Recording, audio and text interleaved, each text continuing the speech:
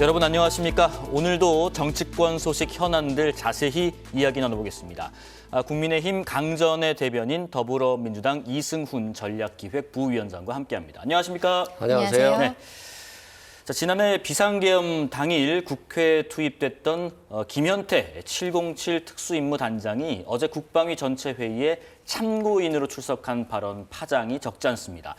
민주당 의원들은 계엄군들이 국회 지하 1층 전기를 차단하는 이 CCTV를 공개하면서 대통령의 국회 마비 시도 증거라고 주장했는데 김현태 단장의 얘기는 달랐습니다. 그런데 정말로 이 단전에 대해서 대통령의 지시가 있었습니까? 아닙니다. 단전 관련해서는 대통령 지시가 일체 없었습니다. 그럼 누가 지시한 겁니까? 단전은 특전사령관께서 12월 4일 00시 30분에 대통령 전화를 받고 스스로 무언가를 하기 위해서 생각해낸 여러 가지 중에 한 가지입니다. 그러면 단전 배경에 윤석열 대통령의 지시가 있었다라고 하는 어제 민주당 국조특위 의원들의 기자회견은 가짜 뉴스입니까?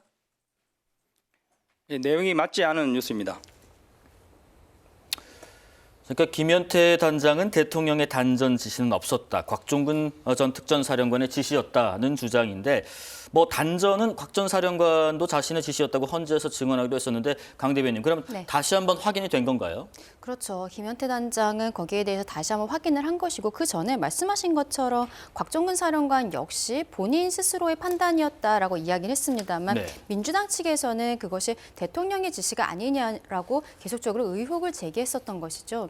김현태 단장의 진술은 나름대로 저는 일관되다라고 생각을 합니다. 왜냐하면은 본인이 이제 707 특임 부대가 처음 그 계엄군으로서 국회에 투입된 부대거든요.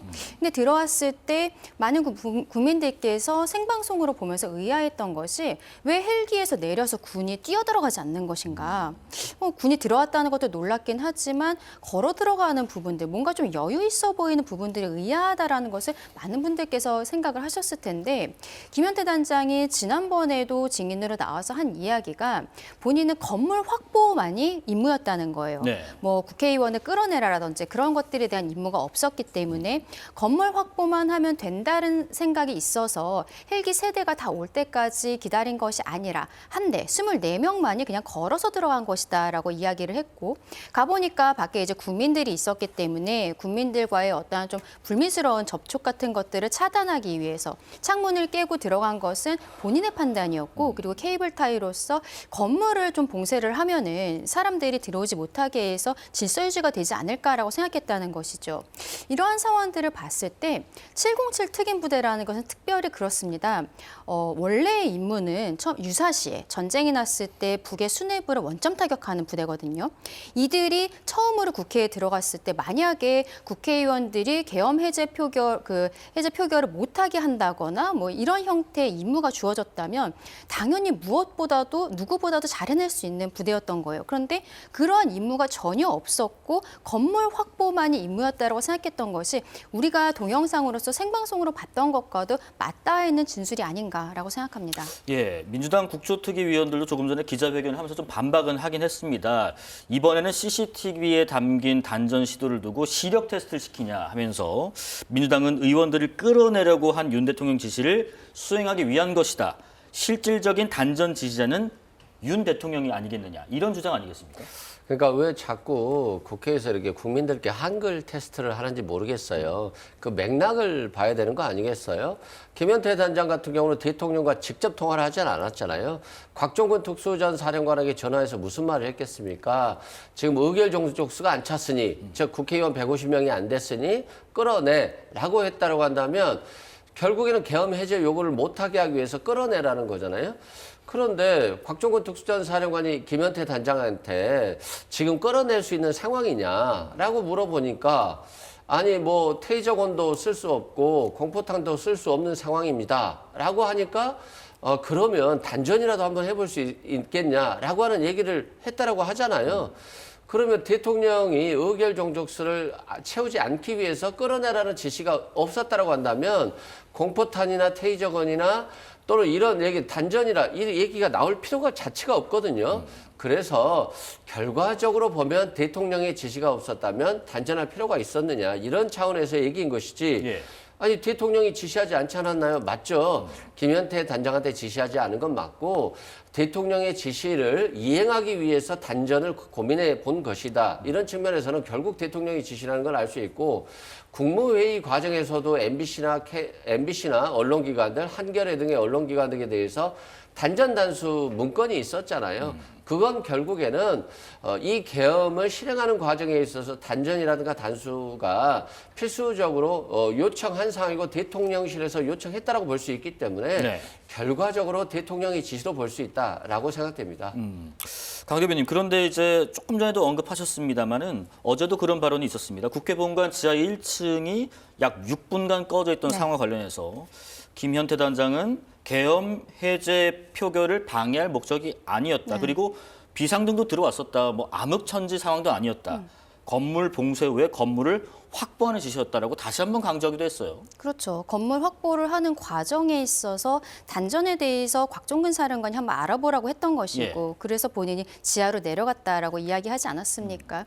그런데 이 불을 내렸을 때 그때도 본인이 봤을 때 비상등이 바로 켜졌기 때문에 오히려 불을 껐는지 안 껐는지도 알 수 없을 정도의 상황이었었다라는 거예요. 그리고 본인들은 계엄 해제가 되었다라는 이야기를 듣고 또 바로 나왔다라는 이야기까지도 한 부분들이 있습니다. 이게 본격적으로 만약에 정말로 국회의원들을 체포한다든지 끌어낸다든지 이런 형태를 하기 위해서 저는 뭐 사실상 단전 단수에 대해서 그렇게까지 봐야 되는 부분이 있는지 의문이 들어요. 말씀드린 것처럼 707 부대 같은 경우에는 사실상 단전 단수가 필요 없는 부대라고 저는 생각을 합니다. 최정예 부대라는 네, 대한민국 말씀이시죠? 최고의 부대이기 때문에 그런 것들이 저는 전혀 필요가 없다라고 생각을 하는데 오히려 707 부대가 단전에 대해서 확인을 했다라는 그것은 그냥 우리 일반인들도 생각할 수 있는 부분들이잖아요. 오히려 지금 이야기하고 있는 건물 확보만이 임무였다라고 이야기한 것이 더 맞닿아 있는 진술이 아닌가라고 생각합니다. 어떠세요? 지금 특전사에서도 최정예 부대 굳이 물 끊고 전기 끊고 그럴 필요 없이 그냥 들어가서 했을 수도 있지 않겠느냐라는 말씀하시는데요. 그러니까 특전사 부대원들을 바보로 만든 거죠, 대통령이. 왜 그러냐면 대통령이 계엄을 비밀리에 선포했잖아요. 굉장히 비밀리에 하다 보니까 김현태 단장도 모르고 있었을 거예요. 근데 계엄 직전에 알려주고 국회로 출동했기 때문에 이 출동한 군인들은 정작 국회가 어떻게 생긴지도 모른 거예요. 국회는 작을 거라고 생각했고 따라서 문만 자신들이 막으면 안으로 사람들이 못 들어갈 거라고 생각했고 그 사람에는 국회의원도 포함되어 있었겠죠. 그런데 가보니까 사람들이 갑자기 모여들기 시작하고 국회 내부로 본인들이 들어가야 되는 상황인 거예요. 사람들을 끌어내야 되는 상황인 거죠. 네. 그래서 유리창까지 깨고 들어간 것이고 또 MZ세대 군인들 아닙니까? 저기에 출동한 군인들이 무슨 죄가 있습니까? 훈련하다가 갑자기 국회로 출동하라고 하니까 출동해가지고 국회를 막으라고 하는데 아주 우왕좌왕한 거죠. 어떻게 막아야 되는 건지, 뭐 지하로도 통과하는 문이 있는 건지, 또 국회의사당은 어떻게 들어가야 되는 건지 너무 우왕좌왕했던 것이고 결국 이게 대테러 작전이 아니잖아요. 저 사람들이 제대로 실력을 발휘했다라고 한다면 시민들을 제압할 수 있죠. 그런데 어떻게 MZ세대 군인들이 아무런 영문도 모른 채 시민을 향해서 총을 겨누고 무력을 행사할 수 있겠어요. 결국 대통령과 국방부 장관은 자신들의 지시를 들을 줄 알았습니다만 정작 군인들은 들을 수가 없었던 것이고 뭐 카메라를 들이대는 시민들 앞에서 어떻게 할 수가 없었다. 그래서 결국 군인들이 굉장히 곤란한 처지에 놓인 어렵게 만들었다라고 생각됩니다. 김현태 단장이 어제 중요한 말을 하나 더 했습니다. 민주당의 회유 정황을 설명하기도 했는데 관련 발언도 자세하게 듣고 오겠습니다. 제가 사령관 좀 시기에 방 하나만 좀 협조해 달라. 그래서 방을 협조했는데 그 이후에 민주당 국회의원 말고 그 전문위원이라는 분이 들어와서 사령관님과 한참을 얘기했습니다. 그때 이제 뭐 이미 대세는 기울었다, 뭐 민주당이 지켜줄 것이다 이런 말을 많이 했고 그런 와중에 그 위원이 연락을 한 것 같습니다. 그래서 민주당 두 의원께서 들어오셨습니다. 들어오셨고 그때 이제 박범계 의원께서 노란 메모지에 기록을 쭉 하셨습니다. 사령관께서 말한 게 본인이 적은 거 다르다. 아까 그거 아니었지 않냐 이런 식으로 말씀하시면서 이렇게 좀 본인이 메모한 걸 기준으로 이렇게 다시 한번 이야기를 하시면서 이렇게 진행이 됐습니다. 자, 대세가 기울었다. 민주당이 지켜줄 거다. 민주당 의원들이 변호사 지원을 약속했다. 그리고 메모한 것과 다르다라는 박범계 의원의 말들. 강 대변인님, 회유로 볼 수 있을까요? 굉장히 의심스럽죠. 예. 왜냐하면은 일단은 이 군인들 같은 경우에는 증언을 하기 위해서 국회에 나간 거란 말입니다. 그렇다면 공식적인 석상에서 그리고 그때는 또 영상으로서 우리 국민들도 다 보고 있었는데 거기에서 질문할 것들을 하면 되는 거예요. 근데 곽종근 사령관과 김현태 단장이 한 방에서 쉬고 있었는데 국회에 전문위원 한 명이 들어와서 곽종근 사령관과 대화를 나눴고 이후에 의원들이 들어와서 이런저런 이야기들을 했다라는 거 아니겠습니까? 원래는 이런 식으로 접촉을 하면 안 되는 것이죠. 그렇다면은 국민의힘 의원들은 왜 접촉을 안 했겠습니까? 절차를 지키기 위해서 안 한 거예요. 지금 대통령에 대해서 가장 불리하게 진술을 하는 사람들이 곽종근 사령관 그리고 홍장원 전 국정원 차장 이렇게 두 명이라고 볼 수 있을 것으로 보이는데 굉장히 독특하게도 이 두 명이 대한민국의 수사기관, 경찰이나 검찰 이쪽에서의 수사 과정 이전에 민주당 의원들과 접촉하는 모습들이 있었다라는 것이죠. 네. 홍장원 차장 같은 경우에도 뭐 박범계 의원과의 연락이 있었다라는 부분들 그리고 그 이전에도 실상 홍장원 차장 입장에서는 본인이 경질된 이유가 대통령의 지시를 따르지 않았기 때문이다라고 얘기하지만 국정원 측에서는 그게 아니라 이 상황을 이재명 대표에게 보고하자라는 이야기가 있었기 때문에 조태용 원장이 경질을 건의했다라는 거 아니겠습니까? 네. 그리고 그 이전에 박지원 의원을 통해서 뭐 7차례 정도 인사청탁을 했다라든지 그러니까 지금 민주당 의원들과의 관계가 이게 뭐 명확하다라고 지금 말씀드릴 만큼의 증거가 나오진 저도 않았다라고 생각합니다만 굉장히 의심스럽고 그렇다면 대한민국 사법 절차에 대해서 민주당 의원들은 어떻게 생각하고 있는 것인지 왜 본인들이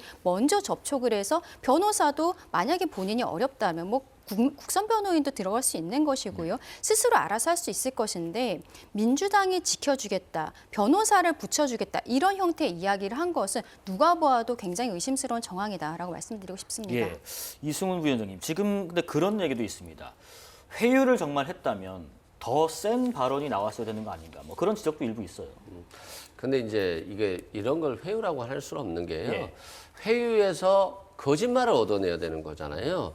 거짓말을 얻어냈다라고 한다면 심각한 거죠. 민주당이 잘못한 거죠. 예. 근데 거짓말을 하라고 한 것이 아니라 지금 당신들이 대통령을 위해서 거짓말할 수 있지만 대통령은 이미 끝났다. 이제 탄핵될 수밖에 없고 조기 대선이 치러질 거니까 대통령을 위해서 어떤 발언을 한다기보다는 국민들께 진실을 좀 발언해 달라라고 얘기할 수 있죠. 이게 뭐 회유라고 한다면 정당한 회유인 것이죠.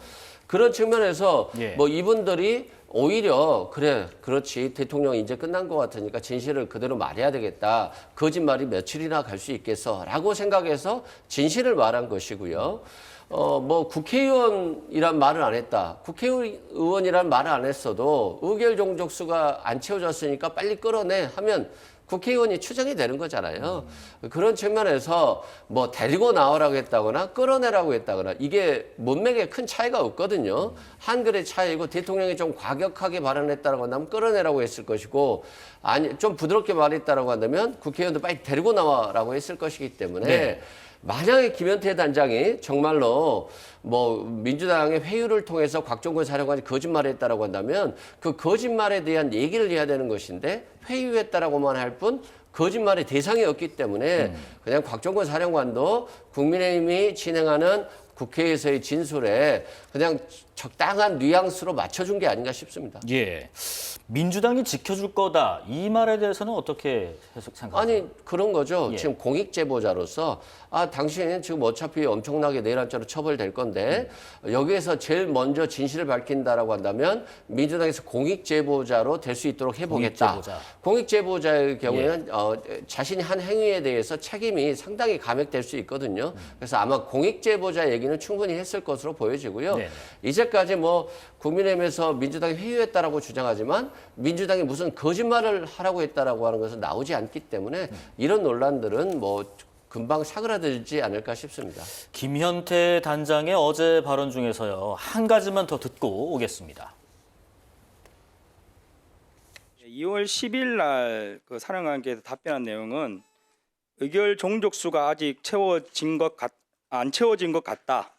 빨리 문을 부수고 들어가 안에 있는 인원들을 끄집어내라 이렇게 진술을 하셨고 자수서란 걸 내고 오셨는데 그 자수서 내용을 확인해 봤습니다. 자수서의 내용은 아직 국회 내에 의결 종족수가 안 채워진 것 같다. 국회 안으로 빨리 들어가서 의사당 안에 있는 사람들 빨리 데리고 나와라 이렇게 적혀 있습니다. 본인께서 진실되게 자수서를 쓴 내용에 국회의원, 본회의장 끌어내라는 단어는 없습니다.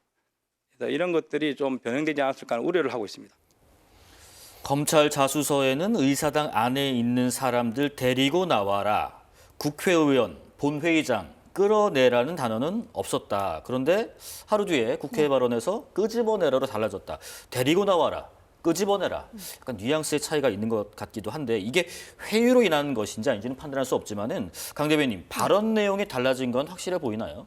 그렇죠. 지금 곽종근 사령관 같은 경우에는 본인이 좀 약한 워딩에서 말하자면 센 워딩으로 바뀐 것이 처음에 대통령에게 들은 이야기가 있는데 대통령과의 관계 때문에 그 말을 그대로 할 수는 없었다라는 취지로 이야기를 한 부분들이 있습니다. 네.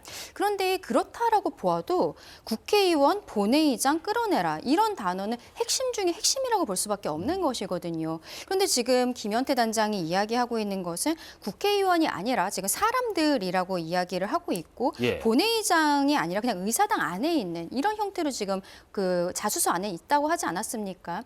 근데 곽종근 사령관이 어디까지 생각했는지 모르겠지만 정확한 워딩을 써야 된다는 것은 누구보다 잘 알고 있었을 거예요. 그리고 그게 자수서 내용 아니겠습니까? 그렇다면 오히려 저는 곽종근 사령관이 자수서에 쓴 내용과 그 이후의 말이 왜 더 세지고 대통령에게 말하자면 더 불리하게 이야기를 하게 된 것인지에 대해서는 지금은 김현태 단장이 대신 이야기를 하는 형태로 얘기를 하고 있습니다만 곽종근 사령관이 좀 스스로 밝혀야 되는 부분들이 있지 않을까라고 생각합니다. 이승우 부위원장님, 그런 얘기도 어제 나왔습니다. 이 과정에서요. 안규백 의원을 김 단장이 만났는데 그냥 보내주었다는 것도 의원들을 끄집어내라는 지시와는 다른 행동 아니겠느냐. 이런 얘기도 어제 일부 나왔습니다. 그러니까 어떤 상황을 이제 본인에게 유리하게 얘기하는 거죠. 형사적으로 자신들이 내란죄 부하 수행자나 중요 임무자가 종사자가 되는데 중요 임무 종사자가 되면 5년 이상이거든요. 예. 그래서 당연히 국회 그 의원이 지나갔으면 끌어내야 될 판에 그 의원이 못 들어가게 막았어야죠. 그런데 국방의 굉장히 위원회에서 의원으로서 오랫동안 활동한 의원을 자신이 맡기는 어려웠던 거죠. 그러니까 대통령이 비상계엄을 갑자기 선포하고 그래서 갑자기 국회에 가기는 했고 국회의원들을 끌어내라라고는 하는데 본인들이 국회의원을 굉장히 어려운 상대로 생각을 했는데 막상 끌어내려고 하니까 굉장히 어려운 거죠. 국회의원이 옆에 지나가도 막을 수가 없는 거죠. 마찬가지로 군인들도 굉장히 최고의 정예 부대원들이잖아요. 예. 그런데 시민들이 한 거 하니까 뭐 저항을 못 하잖아요. 그건 뭐냐면 옆에서 바로 영상을 찍고 있잖아요.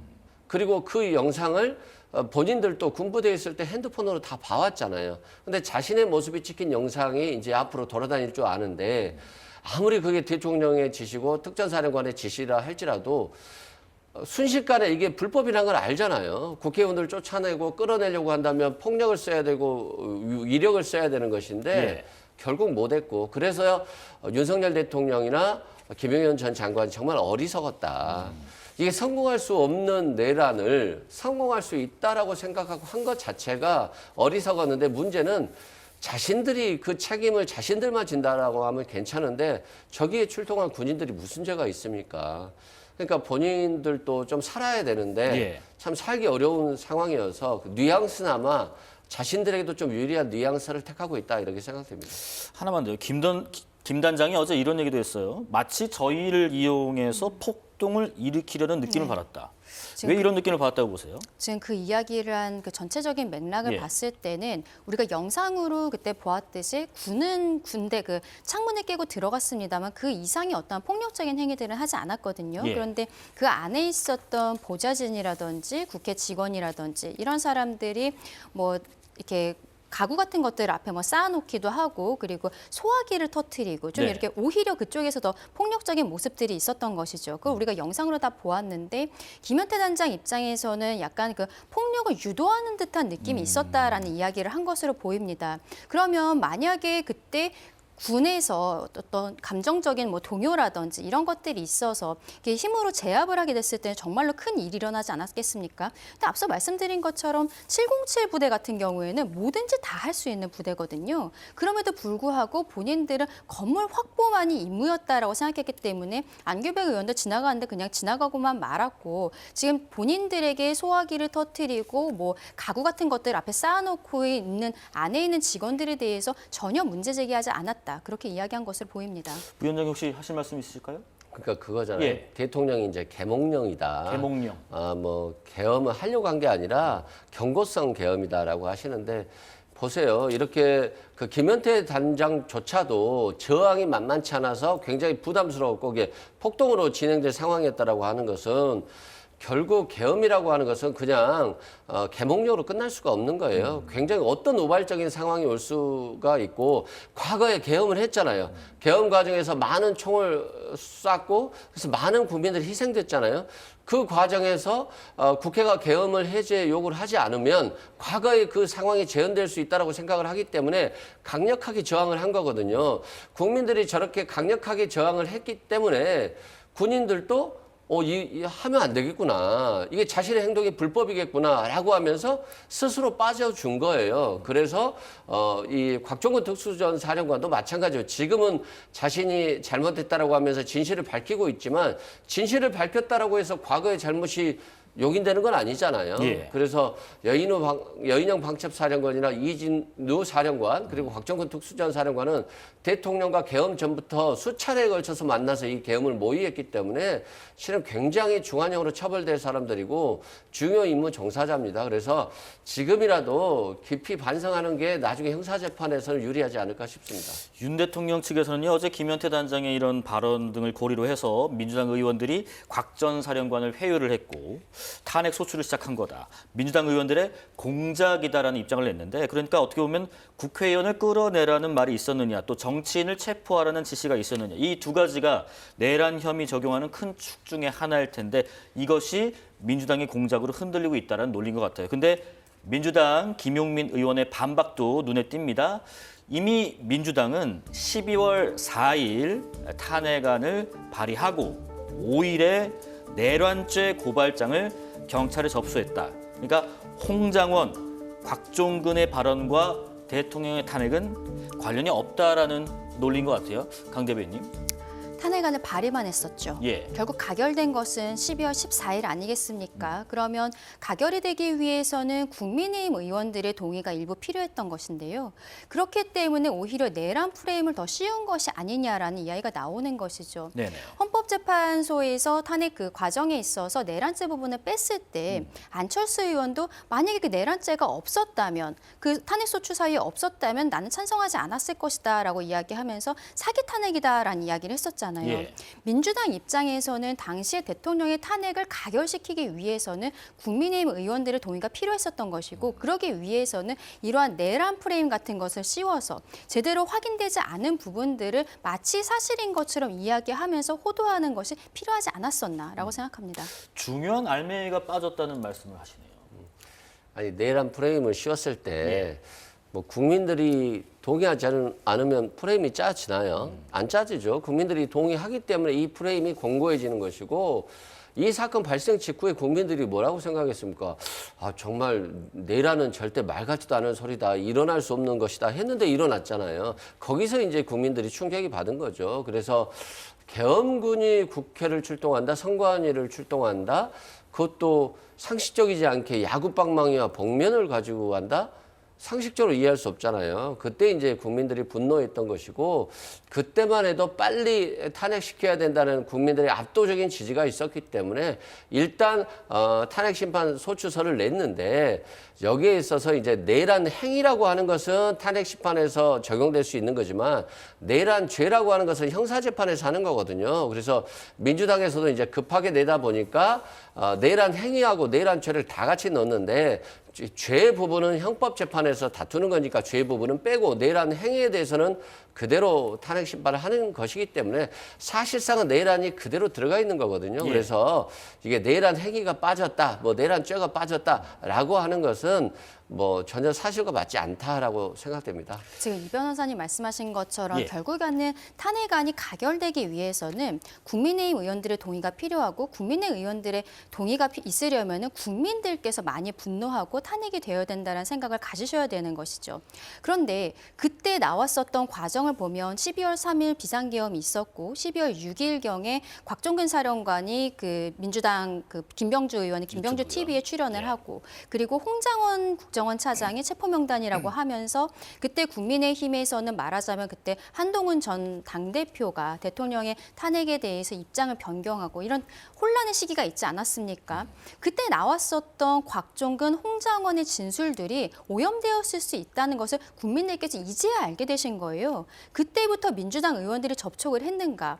여기에 대해서 국민들께서 알고 계셨다면은 그때처럼 일사천리로 진행되지 않았을 수 있다라고 말씀드리고 싶습니다. 자, 두 분 법조인이시기 때문에 오늘 이 얘기도 좀 해보겠습니다. 오늘 오후 2시부터 윤 대통령 탄핵 심판 9차 변론 기일이 진행 중인데요. 오늘은 양측은 2시간씩 현재까지 이 주장과 또 서면 증거 요지 등을 정리해서 발표하게 되는데 오늘은 윤석열 대통령이 헌법재판소를 찾았다가 변론 시작 직전에 구치소로 복귀를 했습니다. 오늘은 지금까지 진행 상황을 정리해서 양측이 의견을 설명하는 날이기 때문에 본인이 직접 의견 발표를 할 필요가 없다고 판단했다고 전해졌는데 일단 지금 증인 없이 2시간씩 공방이 이어지고 있는 거고요. 모레는 또 10차 변론이 예정이 돼 있는 상황에서 윤 대통령 측이 이 10차 변론 기일을 25일로 좀 바꿔달라라고 했는데 헌법재판소는 예정대로 진행하겠다 했습니다. 뭐 그날은 좀 상황이 좀 바쁘게 돌아갈 것 같은데 강 대변인, 헌재가 뭐 종합적으로 굉장히 좀 속도를 내고 있는 건가요? 속도를 내고 있는 것을 넘어서서 예. 속도에만 치중하고 있는 것이 아닌가라고 생각합니다. 저는 헌법재판소가 헌법기관으로서의 역할이 어떠한 탄핵 그 심판에 있어서 결정을 내리던지 간에 이것은 대통령 개인을 넘어서 우리 국민들이 모두 다 납득을 할 수 있어야 되고 그리고 지금 말하자면 두 쪽 나에 있는 국민을 하나로 모으는 그런 결정을 내려야 된다라고 생각을 하고 네. 그게 헌법재판소의 존재 의의라고 생각을 합니다. 그런데 지금처럼 이제 목요일에 원래 예정이 되었었던 10차 기일에 있어서 대통령 측에서 기일을 그 다음 주로 미뤄달라고 이야기한 것은 그날 형사재판 공판준비 기일이 있는 것이거든요. 예. 공판준비 기일만 있는 것이 아니라 지금 대통령의 입장에서는 구속 취소 심리가 굉장히 중요한 부분인데 구속 취소 심리도 있다는 거예요. 그 부분은 대통령이 직접 출석을 할 것으로 지금 예정이 되어 있습니다. 네네. 그렇다면은 지금 또 헌법재판소 사건과 형사 사건에 있어서 변호인이 대부분 다 겹쳐 있는 상황들이거든요. 그러면 오전에 구속 취소 사건 그리고 공판 준비 기일에서 앞으로의 내란죄 사건을 어떻게 정리할 것인지를 준비해야 되는데 헌법재판소가 그날 오후에 오늘처럼 증인이 없는 날도 아니고요. 3명의 증인이 나오고 특히나 앞서 말씀드린 것처럼 뭐 홍장원 차장이 그날 증인으로 다시 출석을 하는 날입니다.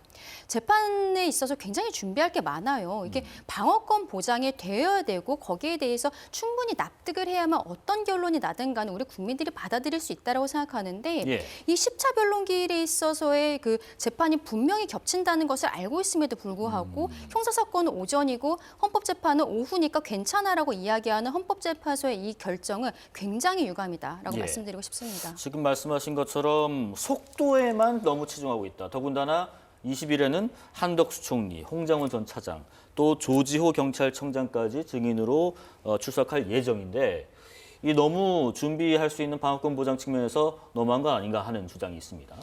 그러니까 속도에 치중한 건 맞죠. 예. 왜 그러냐면 윤석열이라는 분이 대통령이잖아요. 대통령이기 때문에 속도가 날 수밖에 없다. 지금 대한민국의 공백 상태가 지금 벌써 한 2개월, 3개월 가까이 되고 있잖아요. 트럼프 대통령과 전화통화한 분이 없잖아요. 대한민국이라고는 경제 10위권의 국가가 미국 대통령이 당선됐는데 통화조차도 못하는 상황이고 이런 상황은 굉장히 심각한 상황이다.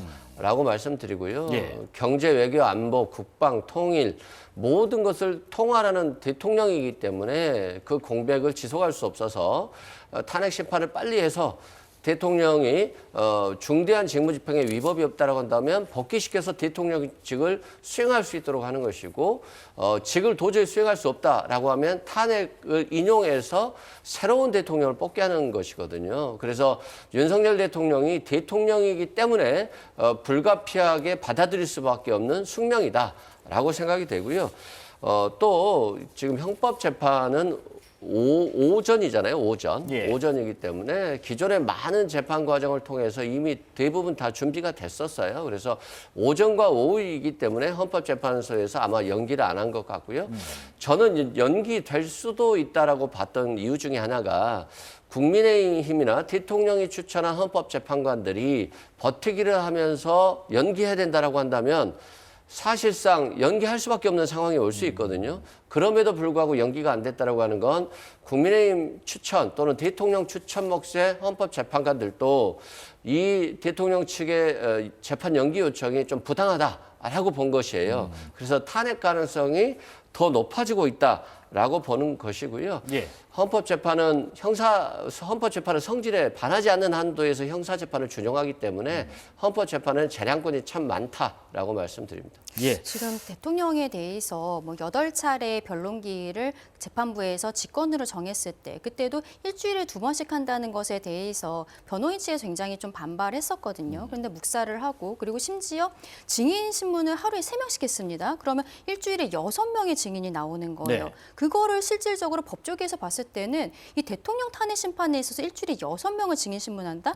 굉장히 어려운 것이죠. 그리고 문제는 뭐냐면 이 증인들이 한 명 한 명에 대해서 사실상 확인할 것이 굉장히 많아요. 근데 시간이 너무 정해져 있고 헌재에서 초시계까지 쓰면서 하다 보니까 실질적으로 완벽하게 증인 신문을 하지는 못한 부분들이 있습니다. 그래서 이분들에 대해서 증인 신문에서 나오지 않은 내용들에 대해서 그렇다면 어떻게 할 것인가? 헌법재판소에서는 지금 그 검찰에서의 피의자 신문 조서를 증거로 가져다가 쓰겠다라는 거예요. 네네. 그러면은 이게 지금 형사소송법이 개정이 되었기 때문에 박근혜 전 대통령의 탄핵 상황이랑은 다르거든요.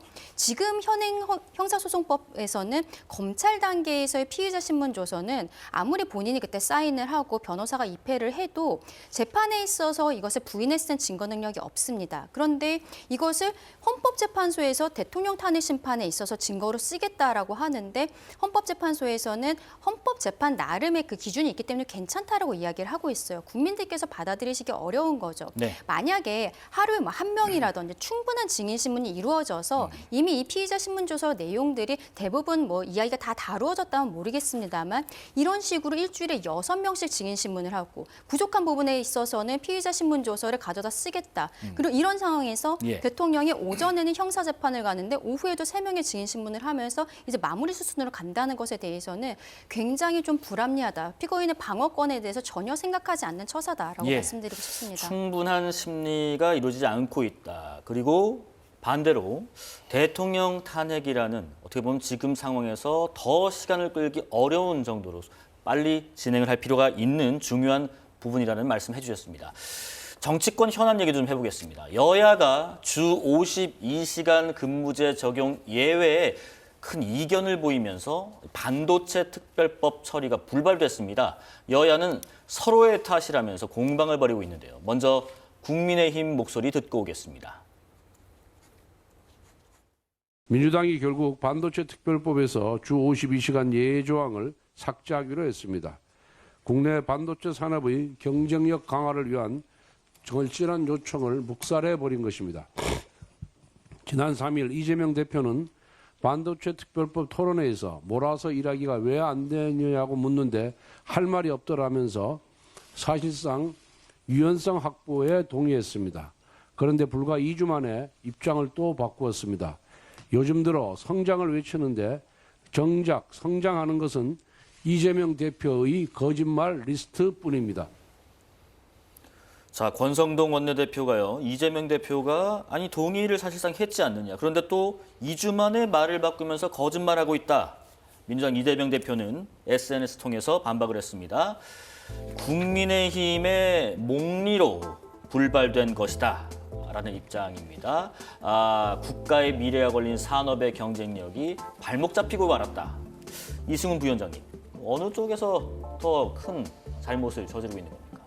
그러니까 민주당은 그겁니다. 뭐 AI라든가 로봇이라든가 반도체 특별법과 관련해서 네. 국가의 전략 산업이잖아요. 이 산업이 무너지면 국가의 경쟁력이 완전히 후퇴하는 거잖아요. 그래서 이제 이재명 대표는 고민을 했던 것이고, 그래서 뭐 세액공제라든가 반도체 지원에 관한 법률은 다 통과시키는데, 네. 이제 쟁점이 됐던 게 주 52시간이 좀 부족하다. 고소득 고임금자들이기 때문에 동의를 전제로 해서 근무 시간을 좀 늘려야 된다. 탄력적으로 유연성 있게 운영해야 된다. 뭐 이런 것들인데요. 이재명 대표는 상당히 유연하게 이 부분을 좀 수정하고 싶은 생각이 많이 있었어요. 네네. 그런데 민주당 내에서 이런 반대하는 의견들이라든가 진성준 정책위 의장 같은 경우는 만에 하나 이렇게 노동 유연성이 반도체에서 이루어지면 다른 분야로도 계속 확대돼 가지고 결국 국민의 노동 시간이 사업주에 의해서 선택적으로 변경된다, 이런 비판을 많이 받았고, 이런 비판 때문에 이재명 대표가 한 발 물러선 것 같아요. 네. 뭐 이재명 대표도 당 대표이지만 마음대로 할 수 없는 부분이기 때문에, 그래서 아마도 주 52시간제는 나중에 좀 처리를 하고 일단은 반도체 기업들을 위해서 지금 통과시킬 거라도 통과하자, 이런 것인데, 네네. 국민의힘 입장에서는 뭐 어차피 주 52시간제가 통과하지 않을 것이 같으면 이걸 괜히 받아서 뭐 민주당이 뭔가를 통과시킨 것처럼 보여주기 싫을 수 있을 것 같아요. 그래서 좀 전략적으로 정치적으로 선택한 건데 저는 좀 아쉽다고 생각되고요. 예. 권성동 의원의 주 52시간제에 대해서는 비판을 하더라도 일단은 나머지 지원책에 대해서 받고, 그리고 나서 이 부분을 쟁점화해도 되는 것인데, 너가 이거 하나 안 받으니까 난 다 못 받아라고 하는 것들은 결국 반도체 산업이 좀 시급하게 국가 경쟁력을 회복해야 된다는 점에서는 저는 굉장히 아쉬운 부분이 있다라고 말씀드립니다. 예, 주 52시간 예외, 그리고 국민의힘이 다른 것도 다 포함해서 지금 발목 잡고 있다. 어떤 의견이신지? 근데 반도체 특별법에 대해서 이렇게 수면 위로 끌고 올라온 것 자체가 실상 이재명 대표거든요. 예. 이재명 대표가 51시간제 예외에 대해서 긍정적으로 검토하겠다는 이야기를 했었고, 그러면서 국민의 입장에서는 바로 처리하자라고 또 이야기를 하지 않았었습니까? 그런데 지금 결과적으로 저는 물론 이승훈 변호사님 말씀하신 것처럼 나머지 부분에 대해서 일단 처리하는 게 맞지 않나라는 지적도 저는 일견 타당하다라고 생각을 합니다. 네. 하지만 전체적으로 처리하는 것이 필요한 부분들이 있고, 그리고 핵심이 지금 52시간제 예외의 조항이거든요. 그렇다면 이러한 불발에 있어서는 저는 이재명 대표가 너무 마음이 급했던 게 문제가 아닌가라고 생각을 해요. 왜 급했을까요? 지금 본인이 어쨌든 뭐 국민의힘 입장에서 보았을 때는 대선이 이루어질 수 있다라는 생각이 있었고, 그리고 어떠한 뭐 중도층이라든지 이쪽에 어필을 하기 위해서 52시간제 예외나 아니면 뭐 상속세 개편이라든지 이런 이슈들을 계속 띄우는 것으로 보이는데, 네네. 문제는 이 52시간제 예외의 경우에는 당 내에서 협의가 되지 않았다라는 거예요. 당 대표가 개인적으로 이야기할 수 없는 부분인 것이죠. 얼마 전에 이재명 대표가 한 유튜브에 나와서, 민주당 쪽 유튜브에 나와서 본인은 우클릭한 것이 아니라 그냥 제자리에 있었다라고 이야기를 하거든요. 저는 그걸 봤을 때 옛날에 그 프랑스의 루이 14세가 짐이고 국가다라고 이야기를 했었어요. 그러한 좀 건방진 생각이 아닌가라고 생각을 했습니다. 예. 본인이 생각하는 것이 민주당의 생각이다라고 주입을 시키는 것이거든요. 하지만 민주당도 역시 민주적인 정당인 것이고, 민주연구원이란 싱크탱크가 있는 것이죠. 그리고 정책위가 있지 않습니까? 정책위 의장 진성준 의원 같은 경우에도 받아들일 수 없다라고 이야기를 하는 거예요. 이러한 상황에서 이재명 대표가 본인의 우클릭하면서 어떤 이슈 선점을 위해서 했던 것들이 결과적으로는 당내에 있어서의 전혀 합의되지 않은 내용이기 때문에 여기까지 온 것이다. 이재명 대표의 욕심이었을 뿐이다라고 말씀드리고 싶습니다. 자, 지금 좀 전에 말씀하신 그 상속세, 여야가 지금 상속세 개편안 문제를 놓고도 인식차를 드러내면서 공방을 벌이고 있습니다. 이재명 대표의 발언, 어제 발언 듣고 오겠습니다. 더불어민주당이 최근에 이 상속세 문제 좀 시정을 하자 이렇게 얘기를 했습니다. 물가도 올랐는데 집값도 올랐는데 그 기준을 그대로 유지하니까 아무것도 늘어난 거 없이 세금이 늘어난 겁니다. 이 서민들의 세금이 늘어났잖아요. 우리가 이 감세를 해주자는 게 아니고 사실은 증세를 막자는 겁니다. 실질적으로 공평하게, 실질적으로 평등하게 만들자, 이런 걸 놓고 국민의힘이 민주당이 무슨 우클릭을 했느니 자꾸 무슨 변화를 하느니 그런 얘기를 합니다. 세상이 바뀌고 상황이 바뀌었는데도 변하지 않으면 그런 거를 바보라 그럽니다. 자, 이재명 대표가 이렇게 상속세를 치고 나온 것, 아까 강전의 대변인 말씀하신 것처럼 좀 마음이 급한 것인가 싶기도 하고, 자칫하면은 이 상속세 감세를 놓고 국민의힘은 찬성, 민주당은 반대로 몰릴 수도 있기 때문에 이게 부자 감세냐, 뭐 중산층 감세냐 이런 것으로 선제적 프레임을 짠 것 아닌가 하는 의견도 있어요. 근데 이재명 대표가 추구하는 게 실용주의잖아요. 우리나라 정치가 좀 실용주의화 될 필요가 있어요. 여야가 서로 간에 기싸움하면서 남이 잘 되는 걸 못 보기 때문에 오히려 서로 망가뜨리는 경우가 있거든요.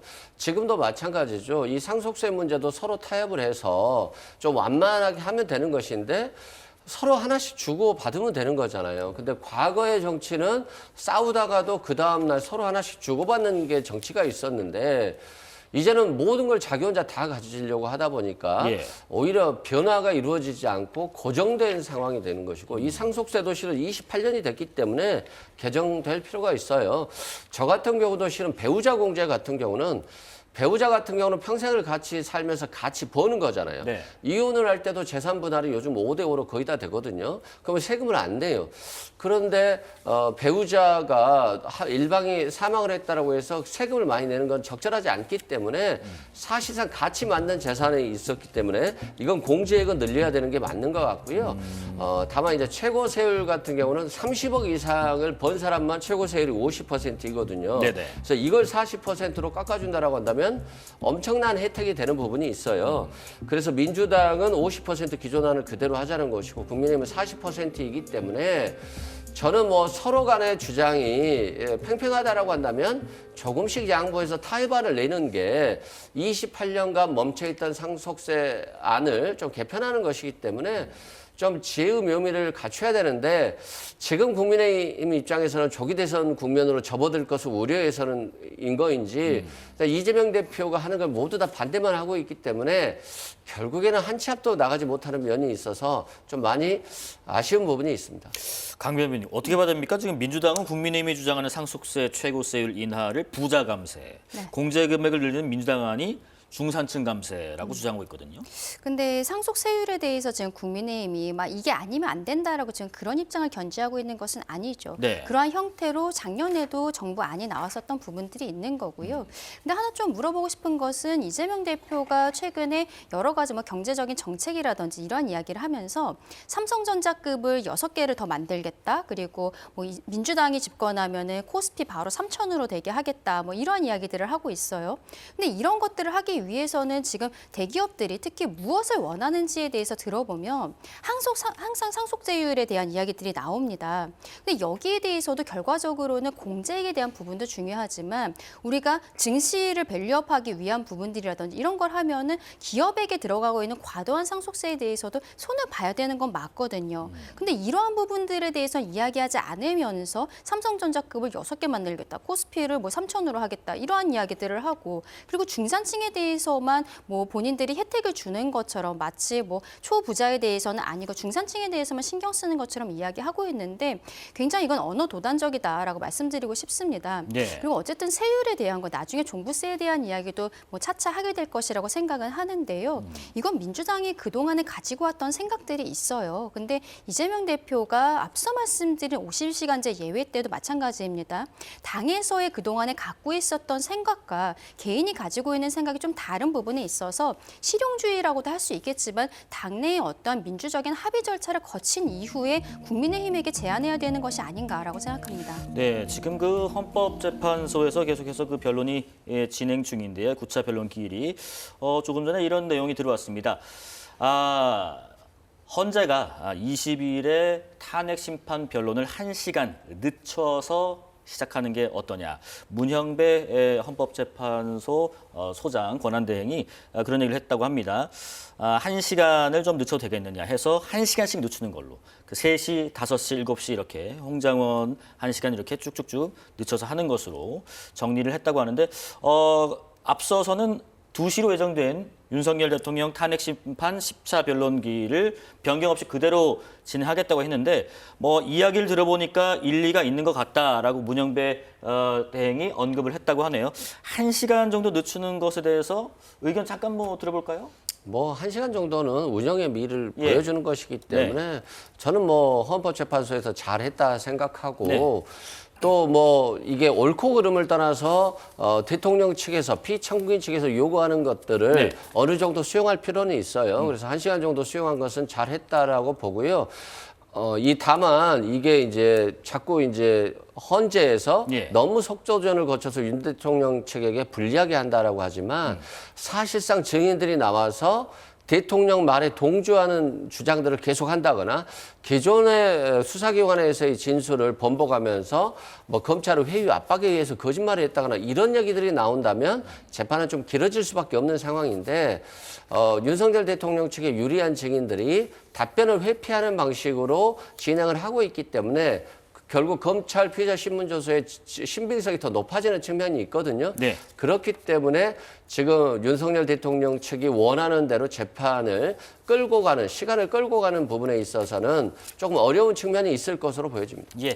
저는 오히려 헌재 재판관들 사이에서 지금 뭐 그날 그대로 진행을 하느냐 아니면 한길 늦춰주느냐에 대해서 합의가 되지 않았기 때문에 문영배 재판관이 1시간 늦추는 것으로 뭐 제안을 한 것이 아닌가라고 생각을 네네. 하는데요. 그렇게 할 이유가 있나라고 생각합니다. 만약에 그 다음 주 화요일 날 진행을 하게 된다고 해도 며칠 연기가 안 되는 거예요. 그리고선 대통령 측에서 사실상 뭐 지금 법조계에서 봤을 때 한 1, 2주 안에 결심이 될 것이라고 예상을 하고 있고 그 이후에 선고가 난다고 하면 선고하는 시간도 한 며칠 정도, 한 3, 4일 정도 늦춰지는 것에 불과합니다. 예. 그런데 그것을 지금 대통령의 방어권을 보장해주지 않으면서 굳이 1시간이라는 시간으로서 뭐 무언가를 한 것처럼 이야기할 필요가 있는지 굉장히 의문입니다. 예. 자, 다음 주제 명태균 씨 관련해서도 짚어보겠습니다. 명태균 씨 관련 의혹 사건을 창원지검이 서울중앙지검으로 이첩을 했는데요. 이 중앙지검으로의 이첩, 뭐 뒤늦었다, 혹은 뭐 실망스럽다, 반응이 또 엇갈립니다. 명태균 씨 수사에 대한 의지, 뭐 특검을 추진하니까 서울로 이첩했는가 하는 것도 있는데, 자, 그럼 이런 가운데 민주당은요, 지금까지 검찰 수사를 비판하면서 명태균 특검 추진하겠다 밝혔습니다. 국민의힘 악법이라면서 비판의 목소리를 높이고 있는데요. 양측 발언 듣고 계속 이야기 나눠보겠습니다. 창원지검이 어제 발표한 명태균 게이트 중간 수사 결과는 예상대로 알맹이가 쏙 빠진 쭉정이 맹탕 발표였습니다.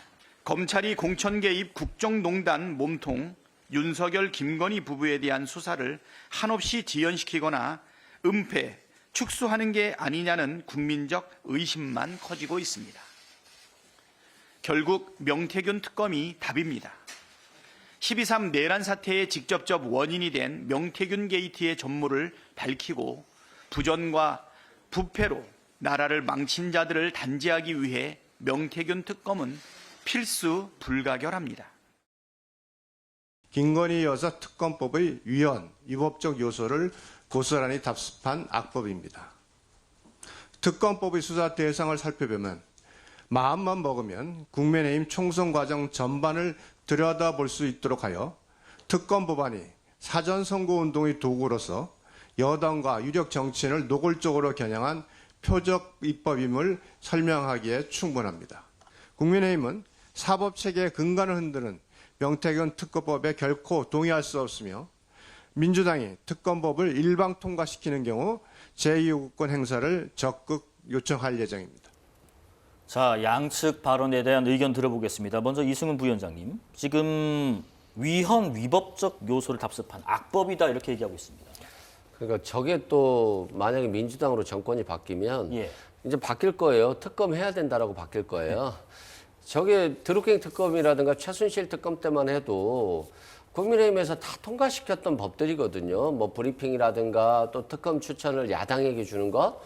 그런데 민주당이 다 양보했거든요. 특검을 야당에게 주는 것이 원칙이지만 대법원장, 대통령이 임명한 대법원장이 주겠다라고 해도 거부를 하는 거예요. 그러면서 위헌 위법이라고 하기 때문에 국민의힘이 몇 년 후에 또 민주당을 향해서 할 말들을 저렇게 또 말을 바꾸고 하고 있다라는 측면에서는 굉장히 잘못됐고요. 네. 너무 정치적인 선택이다. 그리고 검찰이 제대로 수사를 했다라고 한다면 특검이 필요하겠습니까? 항상 명태균 씨 관련해서도 대통령이 검찰을 좌지우지할 때는 수사 못했잖아요. 그리고 중앙지검에서 안 하고 뜬금없이 창원으로 보냈는데 창원에서 또 수사가 제대로 된 것 같으니까 다시 파견된 인력 원대복귀시키고 기존에 수사했던 인력도 전출시켜 버렸거든요. 그런 측면에서 지금 수사를 방해하고 있는데 아마도 대통령이 탄핵된다라고 한다면 스스로가 뭐 김건희 여사도 부를 겁니다, 아마. 그래서 검찰이 너무 정치적인 이런 활동, 정치적으로 수사를 이용하는 것 자체가 잘못됐고 이런 잘못된 관행이 계속 이어지고 있기 때문에 검찰의 위상이 정말 땅바닥에 떨어져 버린 거거든요. 이제 뭐 검사라고 말하기도 창피할 정도의 수준이 돼버렸기 때문에 검찰의 위상을 제고하기 위해서는 상권력도 수사할 수 있는 것. 윤석열 대통령이 그 말 한마디로 대통령 됐잖아요. 근데 대통령 되자마자 그 말을 철저하게 배격해버린 내 가족은 절대 건드리면 안 돼. 이것 때문에 지금 결과적으로 탄핵까지 온 겁니다. 그래서 검찰의 위상을 윤석열 정부에서 떨어진 위상을 다시 찾기를 바랍니다. 요 얘기를 한번 좀 보고 좀 강전현 대변인님 의견 좀 들어볼게요. 서울중앙지검이 수사할 것들이 크게 세 가지입니다. 윤석열 대통령과 김건희 여사의 공천 개입 의혹, 특정인에 대한 여론조사 결과를 조작했는지, 그리고 여론조사 비용을 대납했는지 등인데 지금 민주당 측에서는 이러한 검찰의 수사가 잘 이루어지지 않을 것이기 때문에 또 창원지검의 중간 수사 결과 발표가 알맹이가 빠졌기 때문에 특검을 할 수밖에 없다, 못 믿겠다, 이런 입장입니다. 민주당의 지금 입장이 앞뒤가 안 맞아요. 예. 민주당에서는 대통령 탄핵이 인용될 거고 조기 대선이 이루어질 것이고 민주당으로의 정권 교체가 이루어질 것이다라고 지금 보고 있는 것으로 보이는데 예. 그러면 더더욱 이렇게 특검을 할 이유가 없는 것이죠. 왜 특검을 합니까? 특검이라는 것은 굉장히 예외적인 상황에서 할 수 있는 거잖아요. 원래는 행정부에 속해 있는 경찰과 검찰에서 수사를 하는 것인데 그것을 입법부인 국회에서 특검법이라는 것을 만들어서 특수한 상황에 있어서 믿지 못하겠을 때, 경찰과 검찰을 믿지 못하겠을 때 하는 것인데요. 민주당이 그동안에 특검을 너무 남발한 부분들이 있지만 그것은 윤석열 정권 하였기 때문에 경찰과 검찰을 믿지 못하겠다라는 전제 조건이 있었던 것입니다. 그런데 지금 현재의 상황을 보세요. 대통령 같은 경우에는 구속 기소되어서 이제 재판을 받고 있고 그리고 내일 모레 탄핵 심판 결과가 나올 겁니다. 민주당에서는 당연히 인용될 것이라고 지금 이야기하고 있잖아요. 김건희 여사 같은 경우에도 지금 뭐 대통령의 남편이 그런 상황이고 본인도 실질적으로는 가택연금이 되어 있는 상황입니다. 이러한 상황에서 왜 특검을 해야 되는지 저는 오히려 묻고 싶어요. 지금 어쨌든 수권 정당을 원하고 있는 민주당에서 대한민국의 수사기관을 왜 믿지 못하는 것입니까? 지금 검찰에서 하고 있고 창원지검에서 서울중앙지검으로 올린 것은 네. 오히려 이 상황에 있어서 김건희 여사에 대한 지금 뭐 대면 조사 이야기도 나오고 있고 이 상황들을 봤을 때는 중앙지검에서 하는 것이 맞다라고 생각했기 때문에 오히려 수사력을 보강하는 차원이라고 저는 생각을 하거든요. 그런데 지금 민주당에서는 여기에 대해서 특검을 하자고 이야기하는 것은 우리가 앞서 이야기했었던 뭐 홍장원 그리고 곽종근에 대해서 왜 수사기관들을 만나기 전에 민주당 의원들이 먼저 접촉했냐 제가 아까 그 얘기도 말씀드렸는데 네네. 비슷한 맥락이에요. 민주당의 입맛에 맞춰서 지금 계속적으로 특검을 하겠다는 건데 이것은 만약에 조기 대선이 이루어졌을 때 브리핑 조항이 있지 않습니까? 그리고 관련되어 있는 사람들이 당사자는 관련 없다고 이야기하지만 뭐 오세훈, 홍준표 이런 사람들이 관련이 되어 있고 이거를 브리핑을 하면서 계속적으로 이야기가 나왔을 때는 당연히 국민의힘에 대해서는 마이너스가 될 수밖에 없는 것이거든요. 예. 그것을 노린 특검이다라고밖에 볼 수가 없을 것 같습니다. 그 앞서 뭐 명태균 의혹 중앙지검이 수사할 대목들 저희가 한 3가지 정도 짚어드렸는데 그 중에 한 가지 좀 볼게요. 윤석열 대통령 부부의 공천 개입과 관련해서 명태균 씨 측이 김건희 여사와의 통화 내용에서 본인이 기억한 것이라며, 그러니까 녹취록이 아니라 복기록입니다. 기억한 것이라며 공개한 내용이 있습니다. 당시 김건희 여사가 김상민 검사가 조국 수사 때 고생을 많이 했다. 국회의원이 되게 도와달라. 김영선 의원은 어차피 컷오프 아니겠느냐라는 것이고요. 이게 녹취록이 공개된 게 아니고 통화했다고 주장하는 내용을 기억으로 복귀해서 전달을 한 것인데 이승우 부위원장님, 지금 명태균 씨의 주장, 이 신빙성 어느 정도로 보시나요? 굉장히 신빙성이 있을 거예요. 그러세요? 국민의힘에서 여기에 대해서 또는 대통령실에서 여기에 대해서 적극적으로 반박을 못하는 이유가 네. 반박하면 바로 아마도 명태균 씨가 녹취록을 제출할 것 같아요. 그렇기 때문에 제대로 반박을 못한다라고 보면 될 것 같고요. 네. 그렇습니다. 이런 부분 때문에 검찰을 믿기 어려운 거예요. 아니, 조국 수사를 했으면 공직자로서 검사로서 당연히 하는 것이지. 조국 수사를 했기 때문에 김상민 검사가 국회의원이 되어야 된다라고 하는 이 대통령 부인의 생각 자체가 잘못된 거 아니겠어요? 아니, 왜 수사는 당연히 하는 것이고 잘못했으니까 한다라고 하면서 그 사람을 챙겨야 된다라고 하는 것 자체가 굉장히 잘못된 검찰의 사고방식을 가지고 있다, 이런 말씀 드리고요. 네네. 또 명태균 씨에게 왜 이런 말을 했겠어요? 명태균 씨가 계속해서 김영선 의원을 의창 지역구의 국회의원으로서 재선을 만들려고 하고 있기 때문에 명태균 씨 당신이 이번에 좀 빠져주라. 어차피 김영선 의원 컷오프 될 건데 내가 미는 사람이 국회의원이 될 수 있도록 도와달라라고 하는 것이니까 공천에 개입한 거거든요. 결국에는 공천 개입도 잘못된 것이고, 또 검찰의 수사를 자신의 정적을 수사했던 이유로 국회의원 만들겠다라고 하는 사고방식도 잘못된 것이기 때문에 결국 김건희 여사의 어떤 저런 정치 개입, 공천 개입이 지금 윤석열 대통령의 이 탄핵 사태를 만들어낸 그 근본이다라고 생각됩니다. 강전혜 대변인께 종합적으로 한번 제가 여쭤볼게요. 지금 이 내용 하고요. 그리고 여론조사 비용 대납 의혹을 받고 있는 이 오세훈 서울시장. 네. 물론 오세훈 시장은 SNS 통해서 강하게 부정하고 있고요. 그리고 또 한 분이 있죠. 홍준표 대구시장도 지금 여론조사 비용 대납 의혹을 받고 있는데 마찬가지 아무 관계 없다, 이렇게 부인하고 있습니다.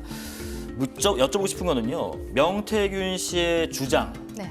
이를 뒷받침하는 녹취 같은 거는 아직 공개되고 있지 않은 상황인데, 그렇다면 이런 주장들을 다 믿을 수 있는 것인가? 왜 이 시점에 이런 주장들이 나오는가 궁금합니다.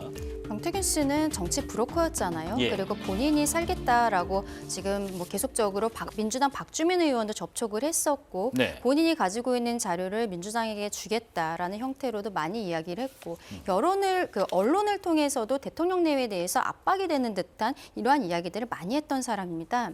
근데 예전에 생각을 해보면은요, 이미 민주당에서 윤석열 대통령의 육성 녹음을 공개한 적이 있었죠.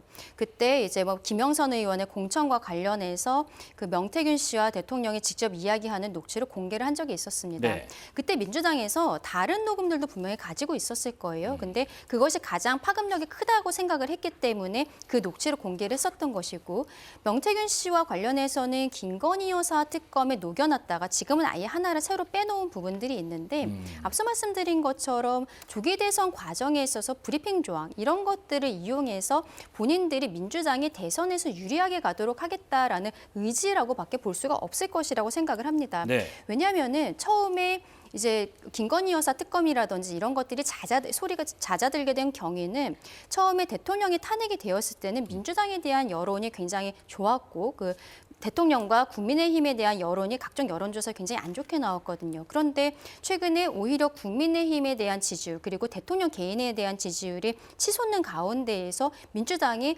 이번에 만약에 조기 대선이 열렸을 때 우리가 안심할 수 있는 상황은 아니구나라는 생각을 했기 때문에, 저는 그래서 명태균 특검을 지금 다시 가지고 나온 것이 아닌가. 그리고 민주당에서 가지고 있는 녹취에 있어서도 지금 그동안에 나왔었던 대통령의 육성 녹음 이외에는 별로 유의미한 녹취가 없었기 때문에 민주당이 그동안 잠잠했었던 것이 아닌가라고 생각합니다. 네, 뭐 이 관련 내용들이 뭐 향후에 탄핵이 만약에 인용되고 조기 대선이 치러진다면 대선 행보에도 변수로 영향을 미칠 수 있을지 한번 주목해 보겠습니다. 정치권 그리고 법조계 이야기, 국민의힘 강전혜 대변인, 더불어민주당 이승훈 전략기획부위원장과 말씀 나눠봤습니다. 고맙습니다. 감사합니다. 감사합니다. 자, 오늘 사사건건 여기까지입니다. 내일도 알찬 소식으로 찾아뵙겠습니다. 시청해주신 여러분 고맙습니다.